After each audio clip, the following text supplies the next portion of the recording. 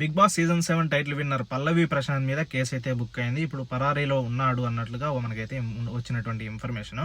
So ఏంటంటే big boss title win అయిన తర్వాత పోలీసులు అయితే ఆయనకి రిక్వెస్ట్ చేయడం జరిగింది. ఏంటి, మీరు బ్యాక్ గేట్ నుంచి వెళ్ళిపోండి, మెయిన్ గేట్ నుంచి రావద్దు, అక్కడ ఫ్యాన్స్ ని కంట్రోల్ చేయడం చాలా కష్టం, లా అండ్ ఆర్డర్ ఇష్యూ అయితే వస్తుంది అనేసి చెప్పడం అయితే జరిగింది.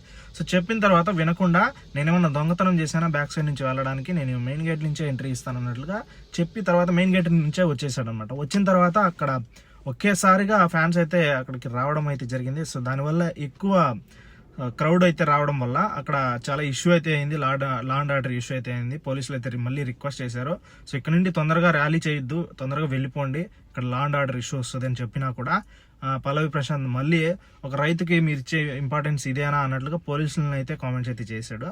బట్ అప్పటికే అక్కడ ఫ్యాన్స్ ఎక్కువ అయిపోవడం వల్ల కార్లు అద్దాలు పగలగొట్టారు కొంతమంది, అదేవిధంగా గవర్నమెంట్ బస్సులను కూడా ధ్వంసం చేశారు.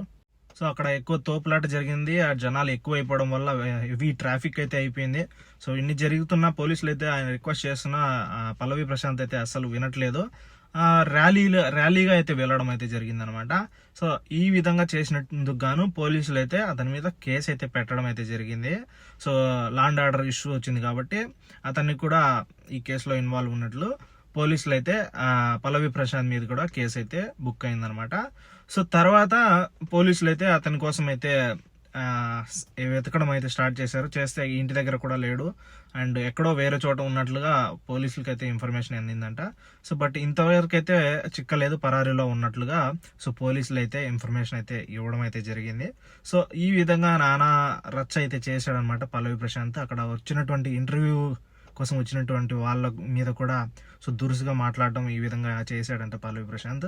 సో దీని గురించి పల్లవి ప్రశాంత్ చేసిన విధానం గురించి మీరేమంటారు కింద